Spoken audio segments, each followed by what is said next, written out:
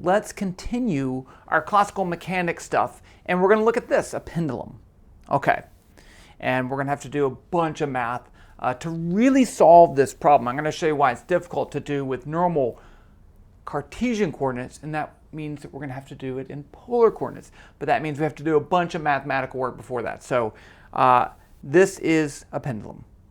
And what if I wanted to do this in Cartesian coordinates? Okay, so suppose I have a mass m on a length of string L, and I pull it back so that it's some angle theta. I let it go. Once I do that, there are two forces acting on the mass. There's the downward gravitational force and then the tension in the string. Now, why is this a difficult problem? Because as this moves down here, the gravitational force is always in the y direction. That's good. However, the tension will change direction because one of the things about strings is that they only pull in the direction of the string. So that changes direction, and even worse. It's even worse than that. Because we don't have any way to calculate the tension. Well, not an easy way. There's some tricks. You could do this using energy and things like that. But we don't know the magnitude or direction of the tension. And in fact, tension is a force of constraint, and it makes it very difficult. So if I use Newton's second law in Cartesian coordinates, I can write down the F net, but I don't know what it is because I don't know the tension. That's the problem. If we use a different coordinate system, if I use polar coordinates, then we're going to get a trick, because now I only care about the motion in the theta direction. If I have this as my origin, my r value is not going to change. So we're going to set up Newton's second law in polar coordinates. Okay, so let's get started. And yes, there will be a numerical solution at the end, because that's what I like to do. Okay. So let's just say that let's just have any generic. Let's talk about generics right now.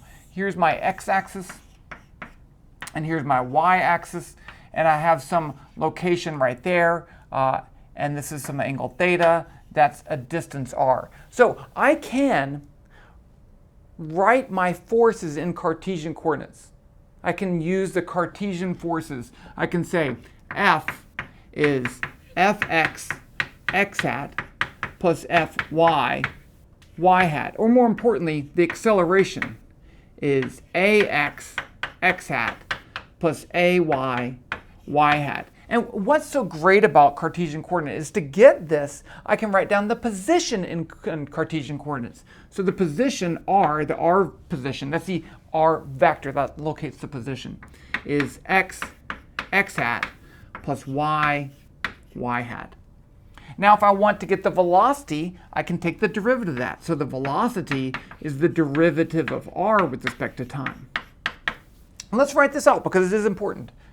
So if I take the derivative of this, remember that derivatives with respect to time, we're going to use the dot notation.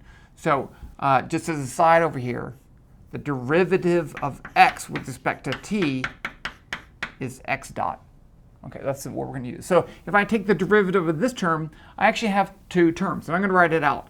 I have x dot times x hat plus x times, I'm going to write this as a derivative, dx dt, because I don't want the dot hat notation.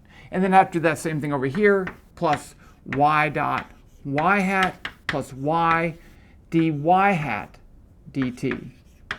But if you look over here at that location, x hat, y hat, and if I move to over here, x hat, y hat, they are constant unit vectors. That's what's so great about the Cartesian coordinate system, is that the unit vectors do not change. So this is 0 and this is 0. So the velocity is equal x dot x hat plus y dot y hat. That's it.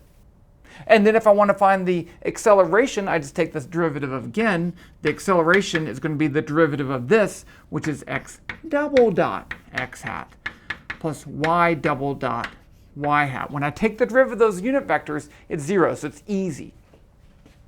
That's Cartesian. But again, the problem with Cartesian coordinates is that we can't easily express our tension in Cartesian coordinates. Or we can, but it changes.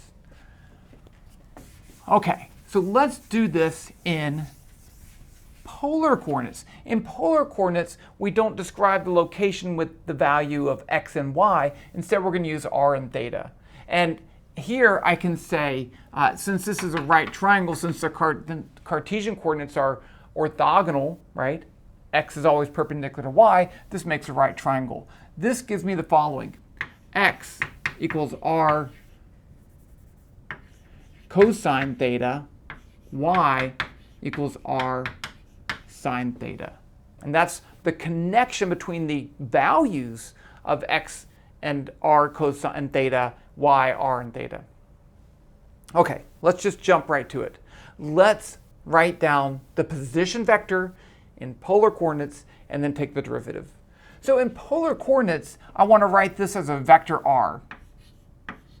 Well, it has a distance of r, right? That's how far it is in that direction. It's just r. But I need it as a vector, so I'm going to need to multiply it by a unit vector, and we're going to use the polar unit vectors. So r hat is this way, and theta hat shows the direction of change of theta, so this theta, and they are perpendicular. So I can write this as r hat. That's it. That is my polar coordinate version of the position. If I want to find the velocity, it's dr dt, and that's going to be r dot r hat, but plus r dr hat dt. And here we have a problem because r hat is not constant.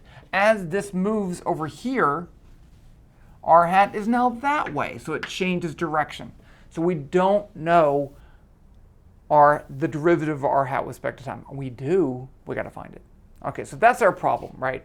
And then once I do that, I can plug that in over here, and I can get an expression for v, and then I can take the derivative again and get the expression for the acceleration. So there are a lot of times that people say, oh, can you not just see r hat is this? And you could do it kind of intuitively, but don't. We're going to do it formally. So we're going to define r hat as the direction that r changes. The variable r, I can write r hat as the way the vector r changes, so the partial of the vector r with respect to the variable r. So those are two different things, right? One is the position vector, and one is the value, that's a partial. Now, this is not r hat because that would tell me how r changes with r. I'm going to use r a lot, like I'm a pirate, okay? But you got to look at the picture too. But I want it to be a unit vector. So remember, unit vectors have to have a magnitude of 1. So this means I have to divide this by the magnitude of the partial of r with respect to r. And then that will give me the unit vector. Okay. Now, it's tough to do this because how can I take the derivative of r with respect to r and just get r hat, right? Because remember, r is r hat. So that doesn't really help. That would say r hat is r hat. Duh. Okay. What we can do is to write our unit. This is a trick. We can write our position in terms of polar coordinates and Cartesian coordinates at the same time. So since r is x hat plus y hat, but I know x and I know y, I can write the vector r as r cosine theta x hat plus r sine theta y hat. Did I run out of room? Oh, I did. Ugh. Okay, I'm going to redo it. r cosine theta x hat plus r sine theta y hat. There, I didn't run out of room that way. Now I can take the derivative of that with respect to the partial derivative of that with respect to r, and then I have x hat and y hat, which I know they don't change, so that's not a problem. Okay. Let's do it. Okay, so let's do this top part first. The partial of r with respect to r. I told you there's going to be a lot of r's. You just have to get used to it. Okay. So here I have r. I'm going to take the partial with respect to r. There's an r. So the partial of r cosine theta x hat with respect to r is just cosine theta. So I get cosine theta x hat. Now I need to do the other term. Again, r sine theta, the partial of that with respect to r is just sine theta. So plus sine theta y hat. Now I need to find the magnitude of that. So the magnitude of the partial of r with respect to r is going to be equal to the magnitude of this, which is going to be this squared, cosine squared theta, plus sine squared theta, right? 'Cause it's x component squared plus y component squared, and then I have to take the square root. Well, cosine theta plus cosine squared theta plus sine squared theta is equal to 1, so we're done. So this is r hat. So I'm going to put it over here. Let's erase this whole thing. Let's put important stuff over here, and that way we won't erase it. So I have, can I see that right there? So here I have this, r is r hat, and then I have r hat is equal to cosine theta x hat plus sine theta y hat. So that's my r hat in terms of Cartesian coordinates. And so now I can take the derivative of it, and that's very useful, right? So now I can find the derivative of r hat with respect to time. The derivative of r hat with respect to time is going to be the derivative with respect to time of cosine theta x hat plus sine theta y hat. And I can take that derivative. So let's do it. I have the derivative of cosine theta is what? Negative sine theta. But be careful, right? The derivative of cosine theta is negative sine theta, but then I have to use a chain rule and I have to take the derivative of theta with respect to time too, which is just going to be theta dot. So this gives me negative theta dot sine theta x hat, because x hat doesn't change. The product rule, if I can just treat that as a constant. I don't have to worry about taking the derivative of that. And then the derivative of sine theta is cosine theta, but then I have to take the derivative of the inside too, so I get plus theta dot cosine theta y hat. So that's my derivative with respect to time for r hat. But I don't want it in terms of Cartesian coordinates. Is it possible that it's related to theta hat? It's possible if we're lucky. So let's find theta hat. Okay, so we're going to put a side right there, and I'm going to say theta hat is going to be the partial of r with respect to theta divided by the magnitude of the partial of r with respect to theta. Just like before. And r is r cosine theta x hat plus r sine theta y hat. So the partial of r with respect to theta now, that's a constant, so don't worry about that. I have cosine theta. What's the partial of cosine theta with respect to theta? Negative sine theta. So I have negative r sine theta x hat. And then this one, the partial of sine of theta with respect to theta is cosine theta. So I get plus r cosine theta y hat. Notice that I don't have to do theta dot because I didn't take the derivative with respect to time. I took the partial with respect to theta. And the partial of theta with respect to theta is 1. Now we need to find the magnitude of this. So the magnitude of the partial of r with respect to theta is going to be the square root of this squared, r squared sine squared theta, plus r squared cosine squared theta. And I can write that as r times the square root of sine squared theta plus cosine squared theta. And so it's just, that's equal to 1, so it's r. So that means that theta hat is going to be this divided by r. So I'm going to write it up here. Theta hat is going to be negative sine theta x hat plus cosine theta y hat. Now back over here, I wrote the derivative, and I have, oh, it's right there. No, it's r hat. Where did I write the derivative? Did I erase that?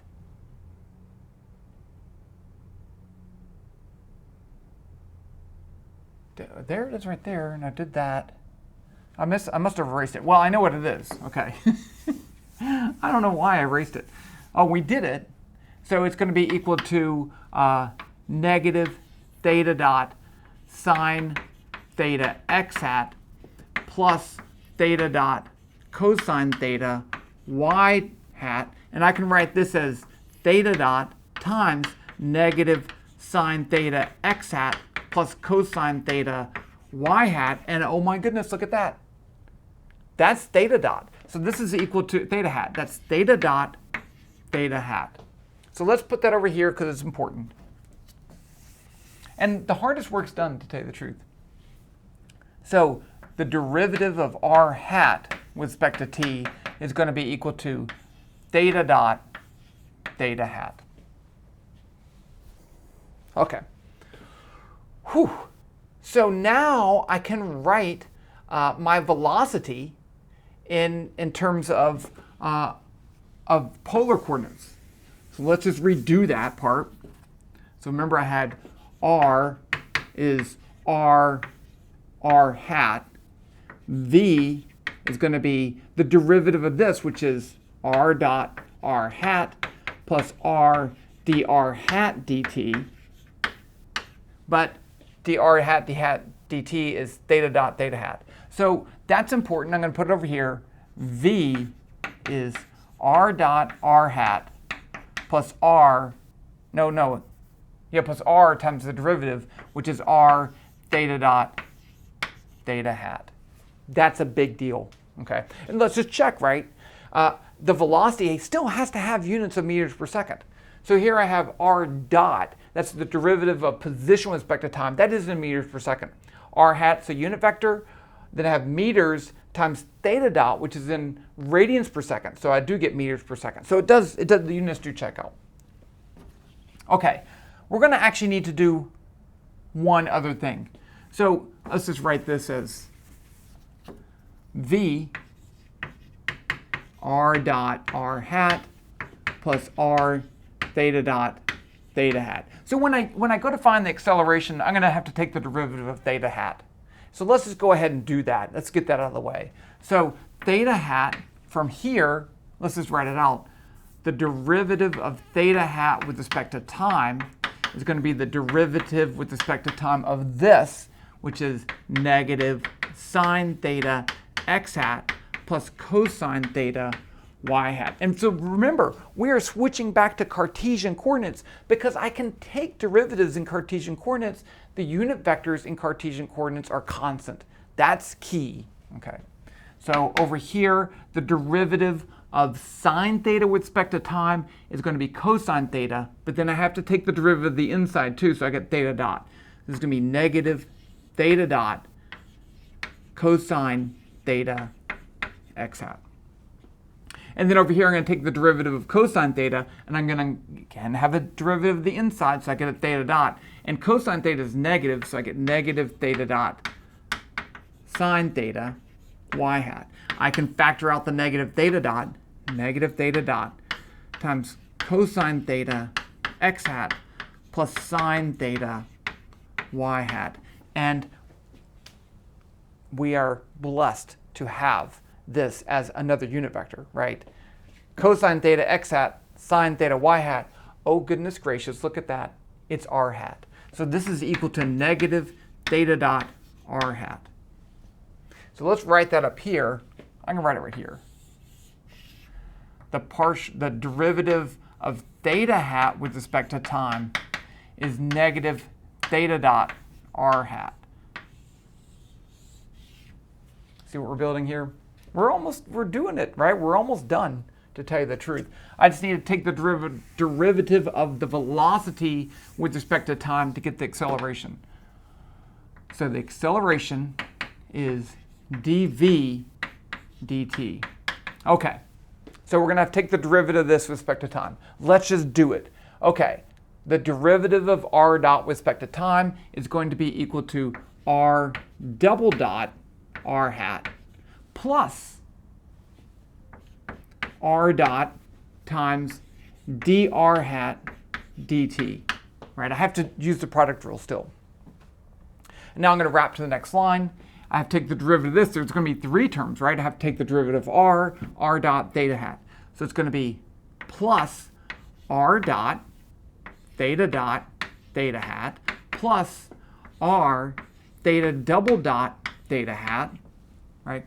Take the derivative of this times that, derivative of this times that, and then I have to take the derivative of theta hat.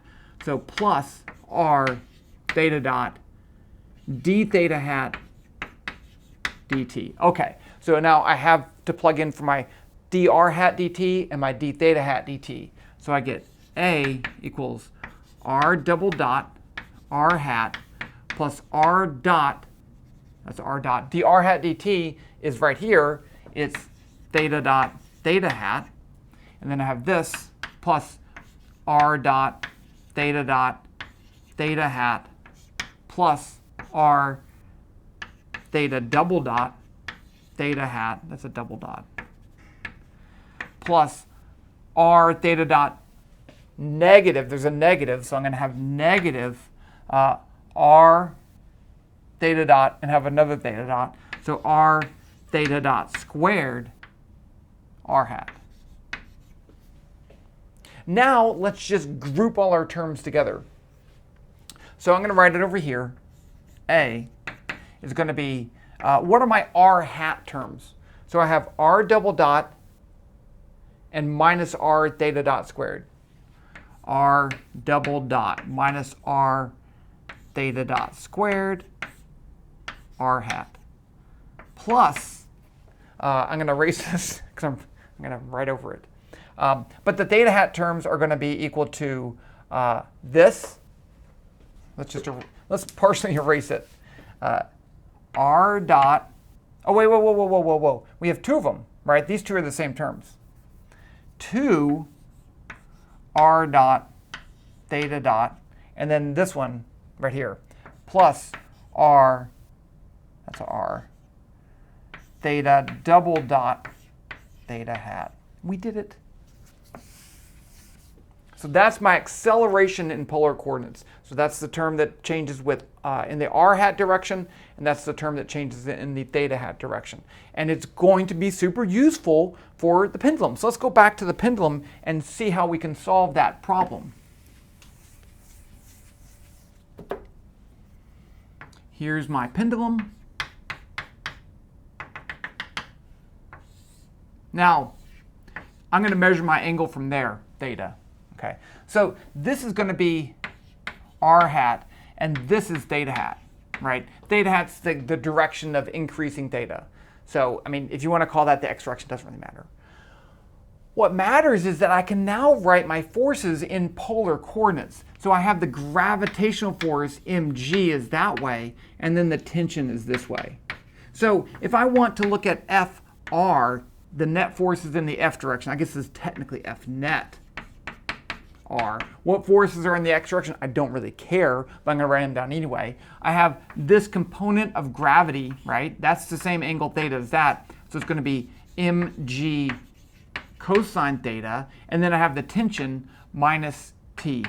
And that's going to be equal to 0 because the acceleration in this direction is 0 because the string is the force of constraint. It prevents the string prevents the mass from moving further or closer to the point. That's what it does. It doesn't really prevent it from moving closer, but you know what I mean. So I don't care about that. Now, in the theta direction, F net theta, I get, well, there's only one force, right? And it's this component of the gravitational force in the negative theta direction. So it's negative mg sine theta. And that's going to be equal to m a theta, the theta hat acceleration. Well, look at that. I have the theta hat direction. So let's write that. I'm going to erase this.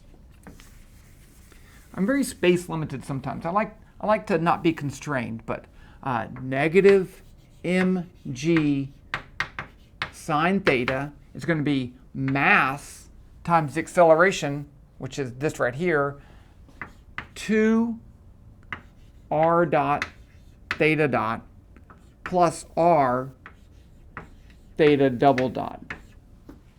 And that's my equation of motion. but we get a little bit easier. Number one, what happens to the mass? The mass cancels. Number two, in my system, I have R is equal to L. It's a constant value. So if I take the derivative to find R dot is going to be dl dt, which is 0. So that means it's even easier. I get negative g. I'm going to write it over here. I'm going to write it over here.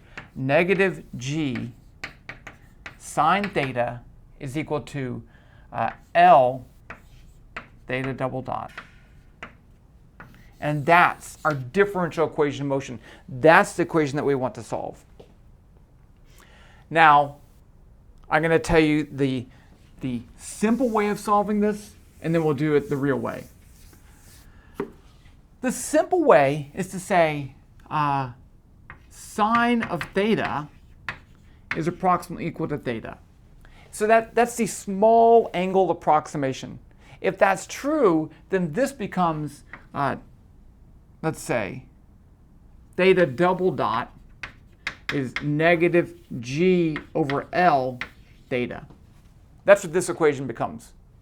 And that's exactly like the equation of motion for simple harmonic motion, right? And just remember, x double dot negative k over m x. It's the same thing. It's the same thing. It's the same thing.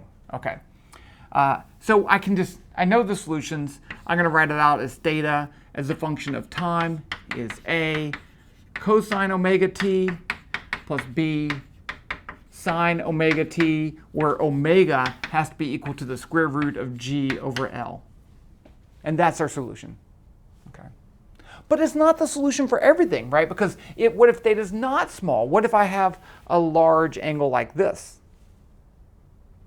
Then it's no longer true, and it's a difficult problem to solve. But we're going to solve it anyway. I've already gone 27 minutes. Why can't I go more? Right? I can go more. Okay, so we're not going to solve it that way. That's the easy solution.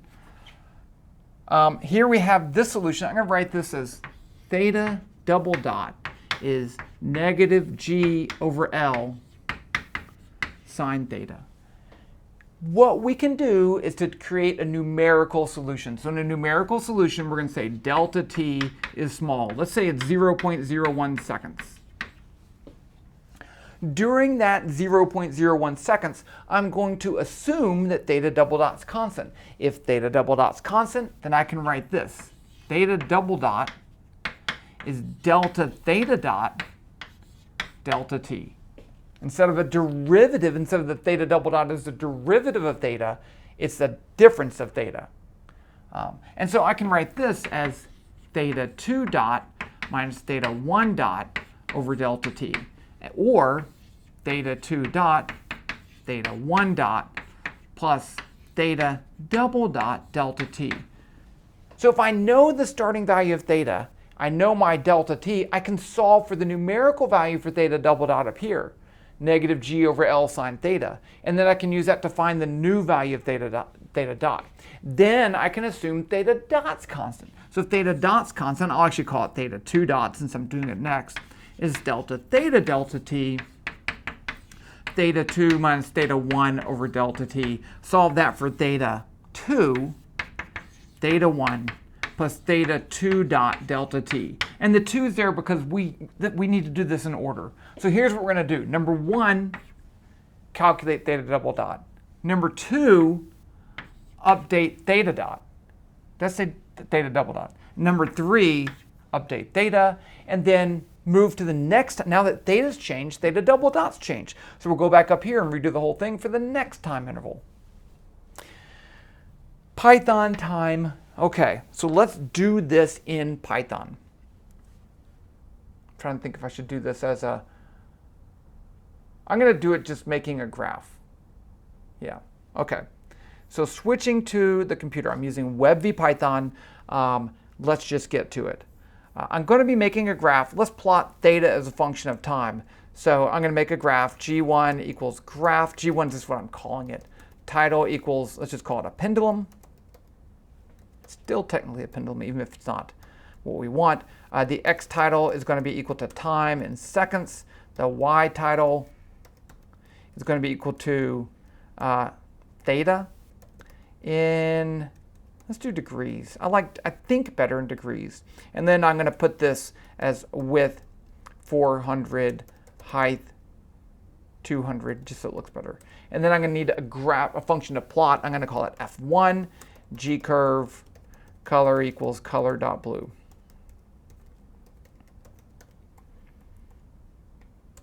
Okay, now if I'm going to do a numerical value, I need numbers. So I need a number for time. Time starts at 0.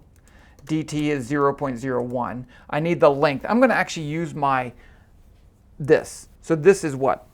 30 centimeters. So L equals 0.3, G equals 9.8, M equals, it doesn't matter, it doesn't even show up, I'm not even going to put it there. Now I do need an initial value for theta. I do need an initial value for theta dot. So let's just say theta is equal to, I'm going to say 40 degrees. So 40 times pi divided by 180. So I do need it in radians for my calculation. There are ways you always convert manually. I don't know why. Theta dot, let's say we release it from rest, so that's 0. Okay, we're ready. This is not hard. It's really not. While t is less than 4. Let's actually do this just for fun. Marker equals true. So that's going to make the graph, no, I put that over here. I think it's marker. If I get that wrong, that's fine. I'll change it. That'll make it leave a little dot. It might be dot equals true. I think it's dot. Okay. Now I'm going to put this at rate 100. So I'm actually going to animate the graph. It's going to be a little bit fun because it's not going to plot every point right away. So the first thing I want to do in my steps up here is to calculate theta double dot. I'm going to call that theta d dot, right, for double dot, even though that should be, no, theta dot, right, d dot, double dot. And it's going to be equal to negative g times sine theta divided by L. That's what we said, right? Negative g over L sine theta. Now I can use that theta double dot to update theta dot. So theta dot is theta dot plus theta double dot times dt. That's exactly what I had on the board. It's not a surprise. Now I'm going to update theta. Theta equals theta plus theta dot times dt. And then I'm going to update time. T equals t. If you don't do this, you know what's going to happen? T is always going to be less than 4, and you're going to be stuck in an infinite loop. Infinite loop. Now I'm going to plot my data point, f1.plot t, and then theta I want to convert back to degrees. So it's going to be theta times 180 divided by pi. Let's see if this works. I feel like I made a mistake somewhere because I always make a mistake, but let's just run it. Look at that. And that looks like a cosine function, right? It looks like simple harmonic motion, but it's actually not. Let's just for fun, I'll show you that it's not simple harmonic motion. Let's make another graph. F2 equals G curve. They got color equals color dot red. Color equals color dot red. I guess dot equals true. I got to put that in there too. Then I need my omega, right? Omega is equal to the square root of G over L. And then I need my A is theta. I'm going to say A is equal to 40 times pi over 180. So I need that coefficient in front of the cosine term. So down here, I'm going to calculate t theta. And it's just A times cosine omega times t. And then I'm going to plot it. F2 dot plot t theta. Oh, I can leave that as 40. Yeah, because I don't actually use that. Okay, let's see what happens. They look fairly close, but you can see they are not the same. They are not the same. They're almost the same. Let's do a 90-degree initial angle. That'll be fun, right? 90 degrees, or let's do 70. So this is 70, and that's 70. Now that you can tell they're significantly different. Okay, not the same result. It's close, but not the same. Now let's do your traditional small angle approximation with an angle of 10 degrees, 10, 10, and you can see now they're pretty much the same. They agree much better. Small angle approximation works there. Whew, let's see, 35 minutes. Whoa, we did it though. We solved the equation of motion for a pendulum, and we did all of that work for polar coordinates. And yes, if you're at the end of this video and you're like, hey, I've been watching your videos for a while and you already did this once or twice or 3 times. Because it's a fun problem and I didn't do it on the board. I like to do board. I like to make new things. So that's that. Okay, there you go. We're done. I'll talk to you later.